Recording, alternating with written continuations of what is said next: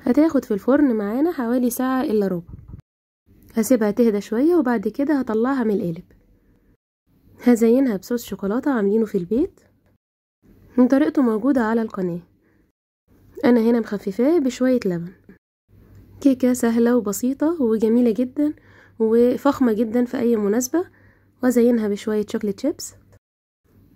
واحسن حاجة انك بتستغلي الموز اللي بيبقى مستوي جدا اللي الاطفال مش بيحبوا ياكلوه.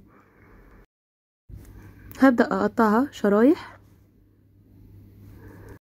تقدري تقدميها مع صوص كراميل او تقدميها زي ما هي كده، برضو طعمها جميل جدا. جربيها وهتدعيلي. اهم حاجة لو عجبتك الطريقة ما تنسيش تعملي سبسكرايب ولايك للقناة. تتاكل مع كوباية القهوة او كوباية الشاي.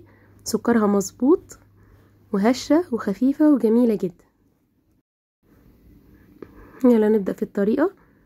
اول حاجة هحطلك المقادير كلها في الديسكريبشن بوكس. يلا نشوف الطريقة مع بعض.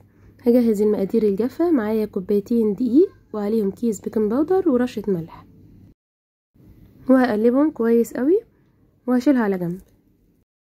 في الخلاط هحط عندي 3 موزات مستويين ومعاهم كوباية ونص سكر.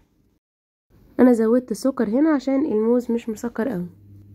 هنزل عليهم ب3 بيضات ومعلقة فانيليا كبيرة وربع كوباية مية دافية مدوبة فيها معلقة صغيرة من القهوة سريعة الذوبان.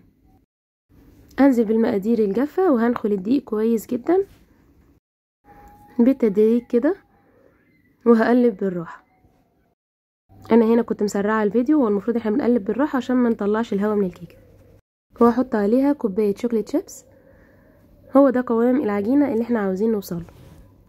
في اي قالب عندك مديه دهنة زيت ومبطناه بالدقيق. هنزل بالخليط في القالب وادخلها فرن على درجة حرارة 170 درجة مئوية.